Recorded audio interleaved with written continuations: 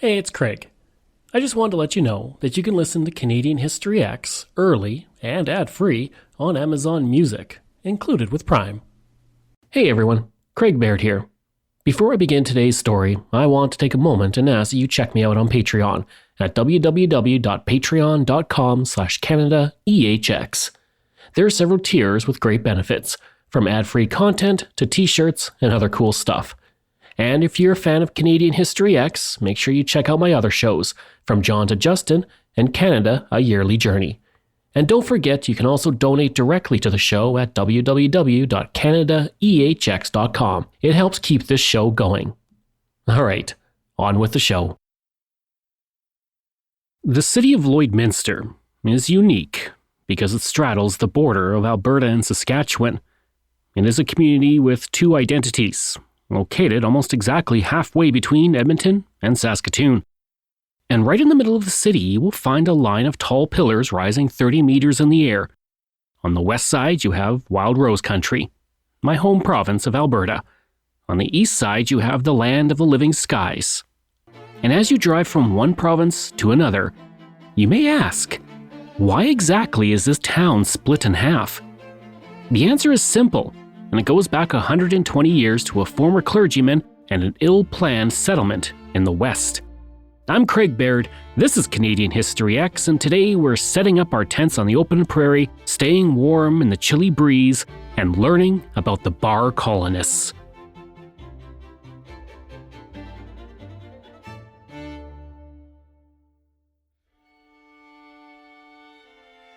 Isaac Montgomery Barr always wanted to do something great. Born in Hornby, Canada West, now Halton Hills, Ontario, on March 2, 1847, he was the son of two Irish immigrants, and religion was always present in his life.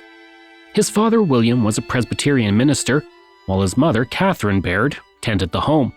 And if you're wondering, as far as I know, I am not related to her. When Barr was 10, his mother, Catherine, passed away. And throughout his childhood and into his early teens, the teacher at his rural school was his father. Religion dominated every facet of his life, so it was no surprise young Barr only ever wanted to be a preacher. Even during childhood games, he played the role of preacher. In 1868, Barr went to the Huron College in London, Ontario, with the goal of becoming an Anglican cleric. 2 years later, he transferred to the University of Toronto to continue his studies. That same year, he married Eliza Weaver, with whom he had 3 children. Upon his graduation from university, Barr began his ministerial career, first in Exeter and then Woodstock, Ontario. According to his biographer Helen Reid, Barr didn't last long in his first few posts due to a perceived lack of humor, his belief in evolution, and the fact he was unwilling to accept lower wages. In 1875, he realized that to move ahead in his career, he had to become a bit more flexible. After he apologized for being inflexible and pledged to church leaders his belief in the teachings of the church, he was sent out west to work as a missionary at the Prince Albert settlement in modern-day Saskatchewan. That post lasted only a few weeks. Barr left his position without permission. He told his superiors he had received word that his wife and daughter were ill back in Ontario. Whether that excuse was true or not is lost to history. Barr next went to Teeswater, Ontario, but lost his job after he denied the doctrine of the fall of man. This is the Christian belief that Adam and Eve's disobedience to God led to the fall of humanity from a state of innocence to a world of sin, death, and misery. He apologized again, but by now his superiors were not having it. With little options in Canada, he went to the United States, where he spent the next 20 years. He married and divorced 3 times during that time. Eventually, Barr realized that being a minister and preacher was not for him. Then his son died in 1901 from enteric fever during the Boer War in South Africa, and that's when Barr decided to travel to the land of his ancestors, England, where he found a new direction. And enter into our story, Cecil Rhodes, the founder of De Beers, who built his fortune stealing land and resources from Africa. By his early 20s, Cecil Rhodes was a millionaire who made his fortune by purchasing diamond mines in South Africa for next to nothing and was able to corner the world diamond market, then founding De Beers in 1888. 2 years later, he became the Prime Minister of Cape Colony, modern-day South Africa. And let me tell you, Rhodes was a real piece of work. He used his colonial political power to take land from Africans, which he then sold for huge profits, while also making it more difficult for Africans to vote in elections. If you want to trace the roots of apartheid, you're going to find Rhodes at the center of it. Rhodes also believed that African archaeological sites like Great Zimbabwe were built by European civilizations, not Africans. He used part of his fortune to establish the Rhodes Scholarship, and not surprisingly, there are efforts underway to change the name of the scholarship due to his controversial views on race.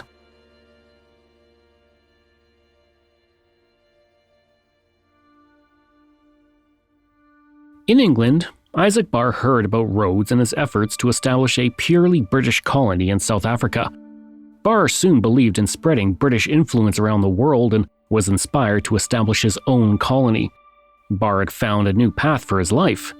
And without any planning, which would come to plague his future colonial schemes, Barr hopped on a ship bound for South Africa in January 1902. Now, Rhodes had no idea who he was or that he was even traveling to South Africa. By the time Barr arrived, Rhodes was in terrible health and died only 2 months later. Now Barr was in South Africa without a job. He believed in Rhodes' colonization efforts, but he thought the Western Canada would be the perfect place for a new British colony instead of South Africa. He saw Boer War veterans struggling in England, and he believed they could find prosperity under his colonization scheme. The Canadian government was also opening lands in the prairies on territory ceded from the First Nations in the numbered treaties.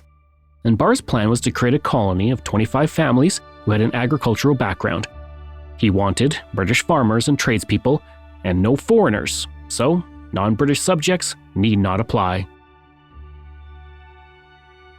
He began with a letter writing and public speaking campaign in England to encourage people to join. Barr stressed that people could leave poverty and Britain behind to live on their own estate in Canada.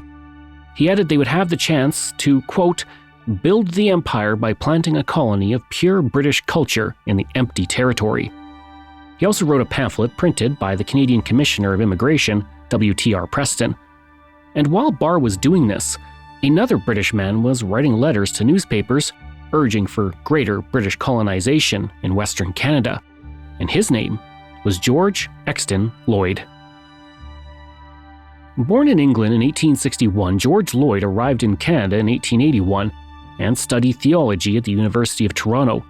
Like Barr, George Lloyd was drawn to religion. After he graduated, Lloyd joined the Queen's Own Rifles of Canada, and in 1885 he fought in the Northwest Resistance in Western Canada. At the Battle of Cut Knife, which was a resounding defeat against the Cree and Assiniboine, Lloyd distinguished himself by providing cover fire to protect Edward Acheson. Lloyd was wounded in the battle, and Acheson became Dean Acheson's father. If that name sounds familiar, it's because Dean Acheson became the Secretary of State for the United States and was one of the creators of NATO. He was also a key advisor to John F. Kennedy during the Cuban Missile Crisis.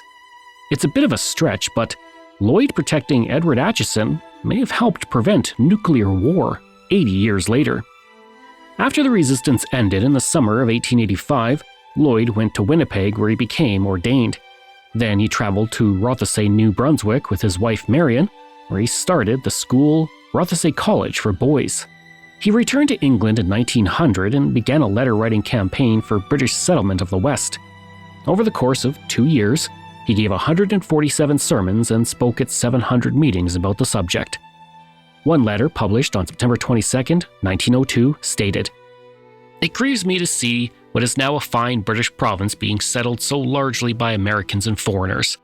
I am not a capitalist, or I would soon take out a few thousand of good British blood to settle upon these fine farming lands.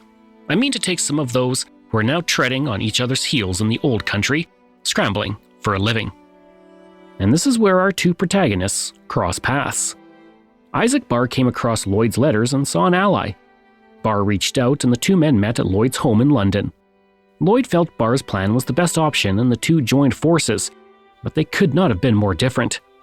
While Lloyd was rigid, meticulous, and focused on details, Barr randomly chased ideas with little worry about execution. Barr also enjoyed alcohol, while Lloyd was steadfast against it. An odd couple who were going to lead a group of British settlers to the middle of the Canadian prairies.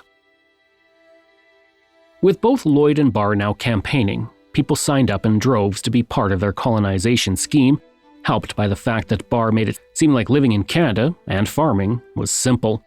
He wrote in one letter, "Agriculture on the prairies is simple, the work not very hard." In his pamphlets and letters, he gave the impression that fruit trees grew where the colony would be located and that timber was accessible because it could be rafted down the river from Edmonton.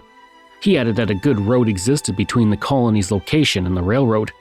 He also wrote that it was sometimes cold, but that the climate was invigorating and enjoyable. As you can imagine, none of this was true.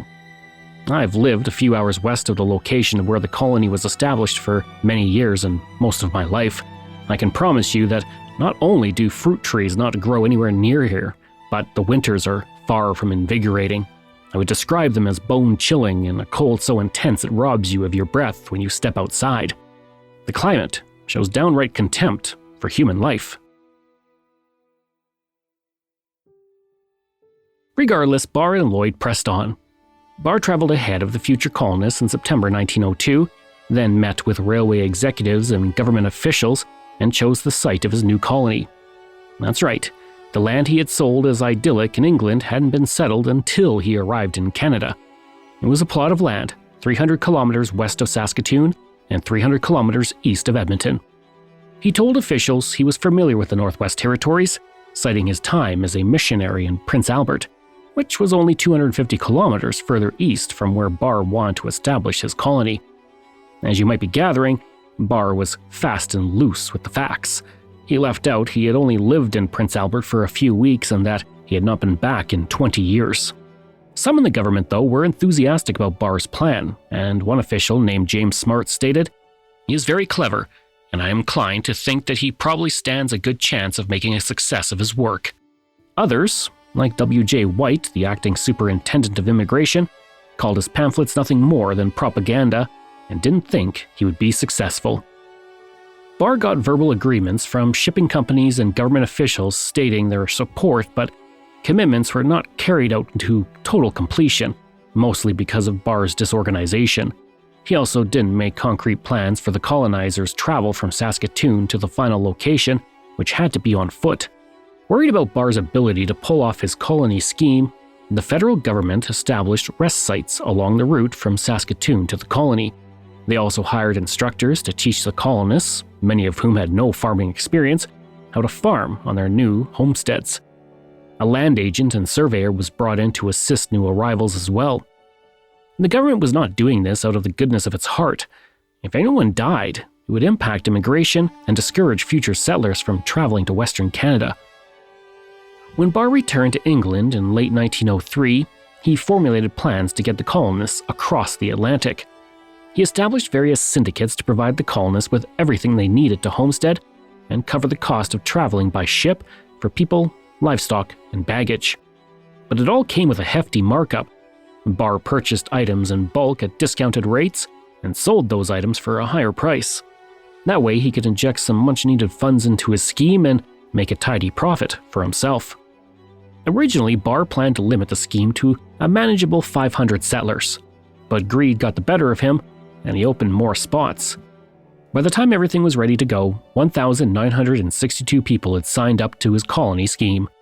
Of those, only 22% had any farming experience. The rest were from the city. They hoped to escape the pollution, crime, and low-paying, dangerous jobs. They saw farming and the Canadian open air as a salvation, and Barr's omission of difficulties only enticed them more.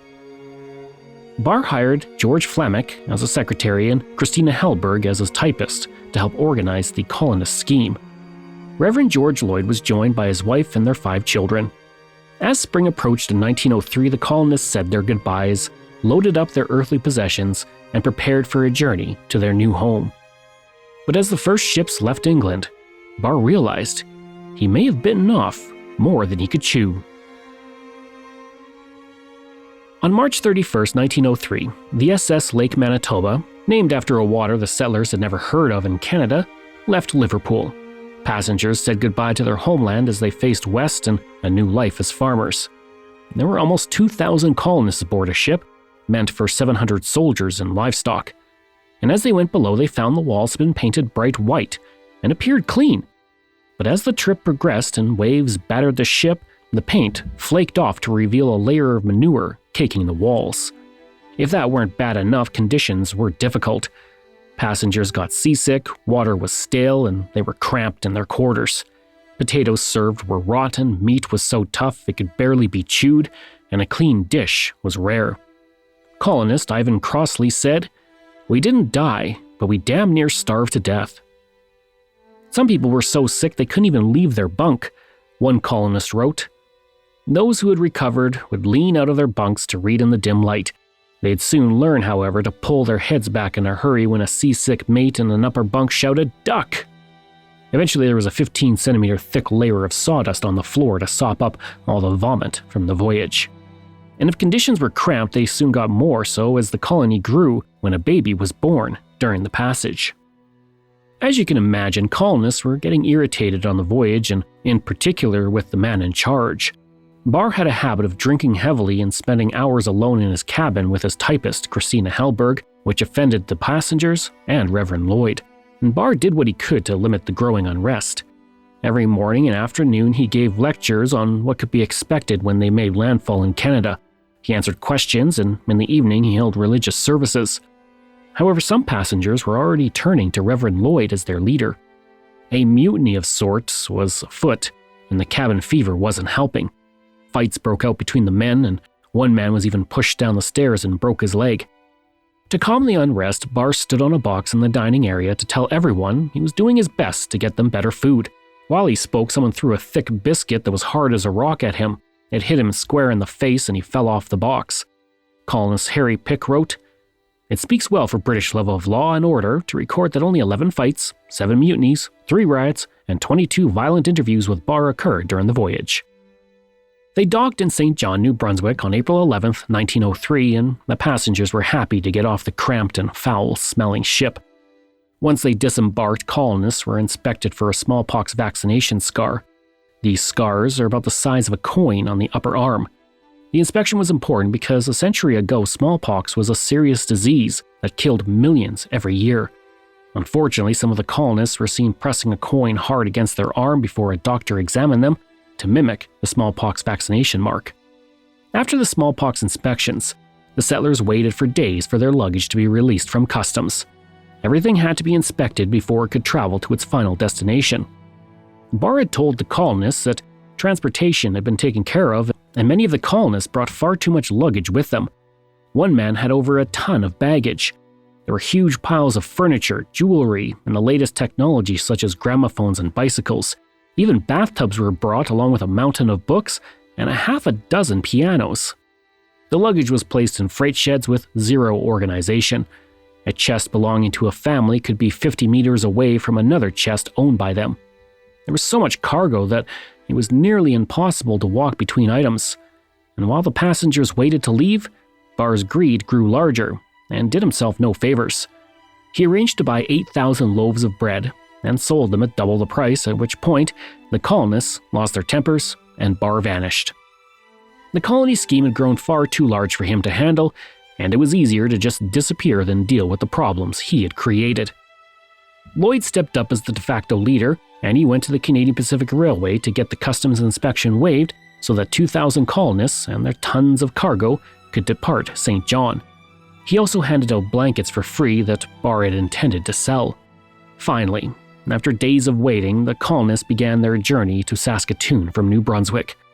They left on 4 trains that had been set aside for them by the CPR, and as the last train was about to leave the station, Barr reappeared, quite drunk and screaming at Lloyd about the blankets.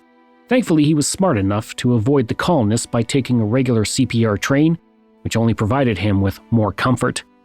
It seemed like his scheme was still on, and that he would continue to reap the benefits. Traveling across Canada was easier than traveling across the ocean, but not by much. Tired colonists were angry over the slow pace and frequent stops, plus the accommodations were basic to say the least. While tourist cars had pillows, curtains, and bedding, colonist cars had nothing but seats. One colonist wrote, "The entire coach seated 84 passengers. At night, the seat pulled together forming a sleeping place for 2 persons, and the roof portion above pulled down making another berth for 2. At the end of each coach was a small apartment furnished with a stove for heating water and warming up food. Washrooms and lavatories for both men and women were also provided. There were no mattresses for the berths and no privacy if you wished to undress before going to bed. As they headed west, the press were there to greet the colonists. At the time, the country was dealing with the influx of Doukhobors, a religious group from Russia, which had been welcomed at first, but soon many Canadians turned on them. And they were disliked simply because they kept to themselves, were pacifists, and had a communal way of living. If you want to learn more about the Doukhobors, check out my episode from 2023. Because of the influx of Doukhobors, many in the press felt a large group of British settlers were the kind of people canned and needed, and so they praised them in newspapers. The Toronto News reported, "Rosy-cheeked English farmers, sinewy and graceful, and with a glitter of gaiety and intelligence about their eyes. They filed through into their platform yard to carry with them into the unknown West the destiny of a nation. The hands of the West's cradle will be strong enough to rule the world of Canada in a few years."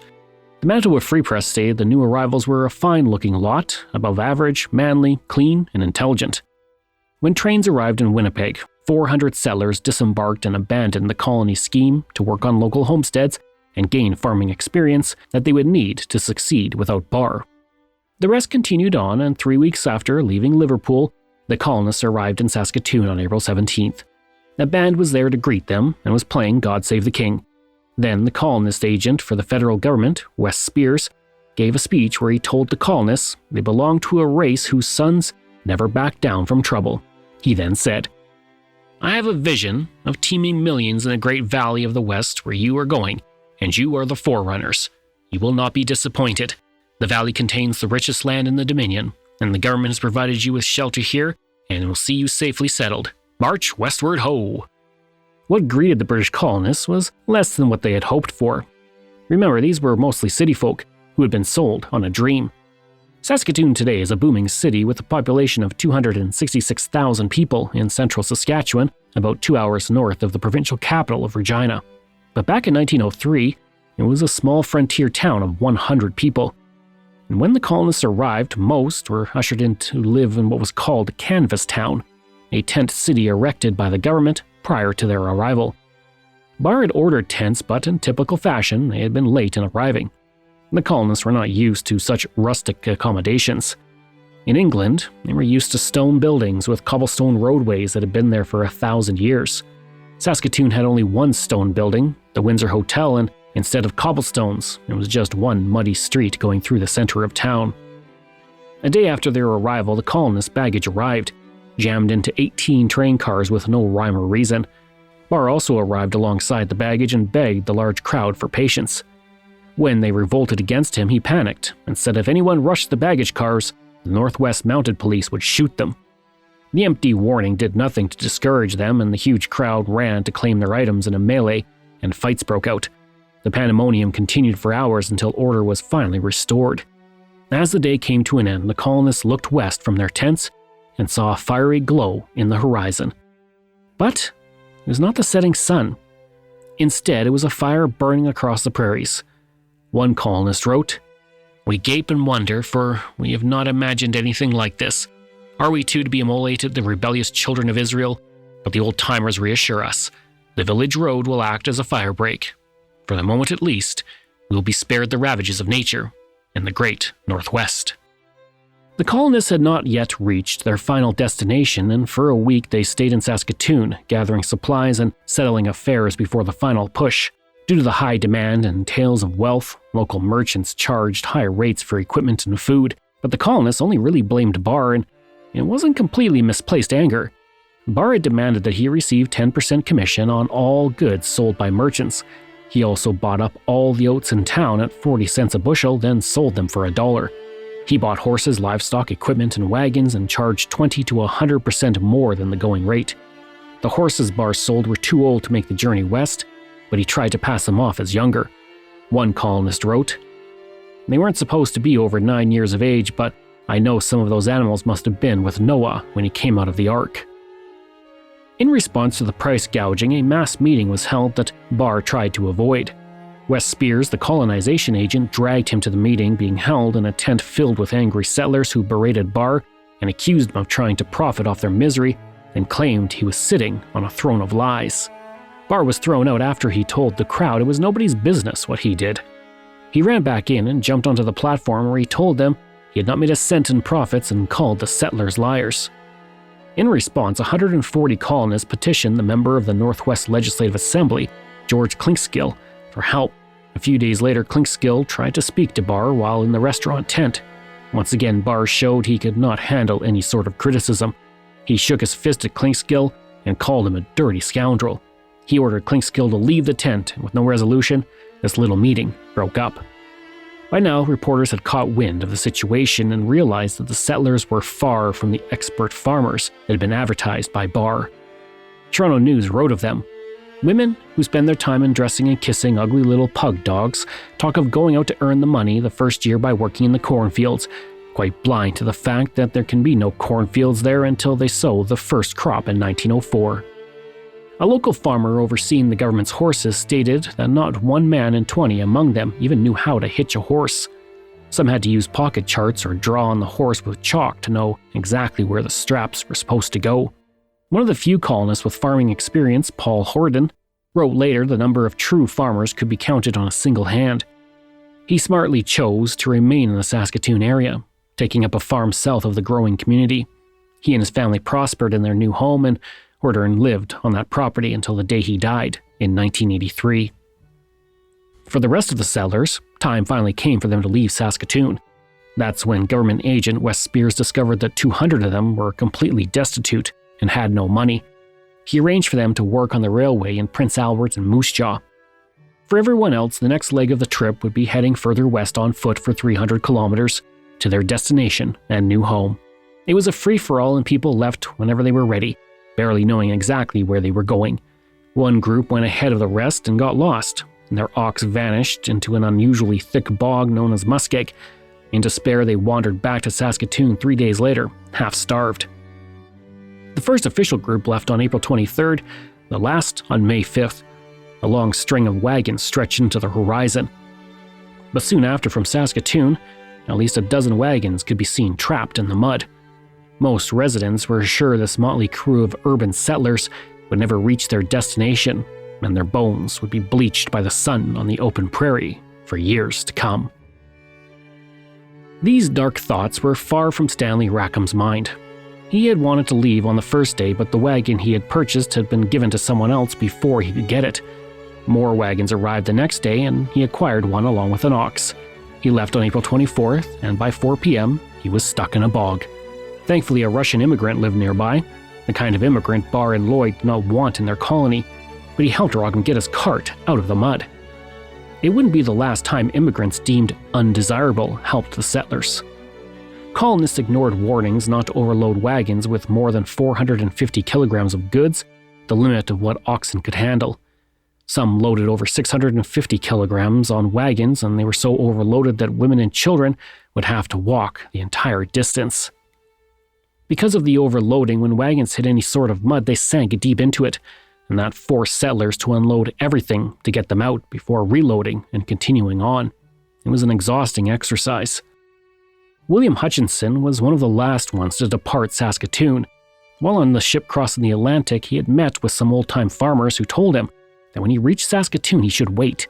They cleverly surmised that waiting would allow the ground to firm up once everyone else left, and goods would be cheaper once the demand went down. His trip was a cakewalk compared to the others. For those who had departed, their bad luck would be made worse by one of the coldest springs on record. Despite it being May, the ponds still had an inch of ice on them, and a bitter cold wind blew, freezing colonists not dressed for the weather. At the midway point of the journey, and east of Battleford, they reached the imposing Eagle Creek Ravine. It loomed and appeared like a nearby impassable barrier. The ravine was 8 kilometers wide, and the river at the bottom was higher than usual due to the extra spring runoff. This meant the colonists had to get down the ravine wall, cross the river, and then climb back up the other side before they continued their endless walk west. Very few wagons had brakes, and as the colonists descended the slope, became littered with the wreckage of wagons and cargo. Only a few locked the rear wheels with chains, which helped slow down the wagons. After that almost insurmountable task, they had to cross the water and then climb up the other steep side. It was extremely difficult on livestock and humans alike. Some wagons needed double or triple the number of oxen or horses to pull them up. Many animals collapsed from exhaustion once they reached the top and had to be left behind. It took them 5 days to reach Battleford by foot, a journey that takes an hour and a half by car today. Some settlers turned back unable to go any further. Others remained in Battleford to make extra money. At Battleford, the colonists reached the end of their rope with Barr and voted him out. They replaced him with Reverend Lloyd. And while Lloyd was liked by most, some felt he was too rigid in his demand to keep the colony completely British. He also prohibited alcohol, which many people disagreed with. A few of the settlers chose to venture on their own, rather than be led by either Barr or Lloyd. One colonist said, "We liked Lloyd very, very much, but he was a dictator with very strong ideas." Although he was voted out of leadership, Barr did not leave the group. He was hated, but he still wanted to see his scheme to fruition and reach the final destination. After getting more provisions in Battleford, the remaining colonists began the final 100-kilometer journey west. Along the way, another baby was born to a mother who had only a few blankets thrown on the frozen ground for comfort. One day in the distance, the travelers saw a Russian village. There were log houses with white plaster, wide streets arranged neatly, and happy people enjoying their lives in the new land. It was a Doukhobor colony. William Hutchinson, the clever colonist that had waited for prices to go down, visited the colony and was impressed with their progress. He decided to take note of their success and applied it to his own plan for a homestead and life on the Canadian prairies. On May 9, 1903, the first of the colonists arrived in what would be their new home. Barr had demanded that no one choose homesteads until he arrived, but Dominion Lands agent R.F. Chisholm simply ignored him and handed them out anyways. Barr said, "If there is bloodshed and destruction of the colony as a result, I throw the whole blame on you." He told Barr he had no authority. So imagine the surprise of the first arrivals when they found no lumber, no buildings, just 2 government tents and one belonging to Barr filled with goods he was going to sell. Another Barr failed promise. He had made no attempt to have lumber shipped down the river from Edmonton to the colony site. Mail that arrived before the colonists sat in a pile in Barr's tent. He arrived soon after and raised the red ensign to finish his journey. But he didn't stay. With legal action threatened against him along with physical violence, he left the area in mid-June and never returned. The settlers would never call their new home Barr Colony. Instead, they chose to honor the man they felt had led them through their most difficult period, Reverend George Lloyd. Thus, Lloydminster was born. But what happened to Lloyd and Barr? George Exton Lloyd remained in Lloydminster until 1905. He then moved to Prince Albert, and from 1908 to 1916 he was the principal of Emmanuel College. He helped build Rugby Chapel, which stands to this day at the University of Saskatchewan in Saskatoon. In 1922 he was appointed the Bishop of Saskatchewan and served until 1931 when he retired to British Columbia. On December 8, 1940, he died in Victoria. Lloyd's legacy is a complicated one. While he pressured the Anglican Diocese of Saskatchewan to remove gender discrimination in delegates or committee members, he had racial views that were extreme, even for the time. In 1928, he wrote a letter to the Globe and Mail criticizing the Canadian Pacific Railway for allowing Ukrainians, Polish, and other Eastern European people to settle in the Canadian prairies. He considered them to be, in his words, non-preferred Europeans. He also called Eastern Europeans, quote, dirty, ignorant, garlic-smelling, and undesirable. His views on Black and Asian Canadians were especially brutal, and he stated he wanted them all shipped back to where they came from. As for Isaac Barr, his legacy is far less complicated. After he disappeared from his colony, he married his typist Christina Helberg in Lincoln, Nebraska in 1905. He briefly worked as an insurance salesman and then turned to farming. In 1910, he left North America completely. He sold his property and moved with Christina and their 2 sons to Australia to the closer settlement. Located 210 kilometers away from Melbourne, he and Christina built a successful farm and raised their family. Barr died in Australia on January 18, 1937, at the age of 89, and today many of his descendants still live in that area. But what happened to the colony of Lloydminster?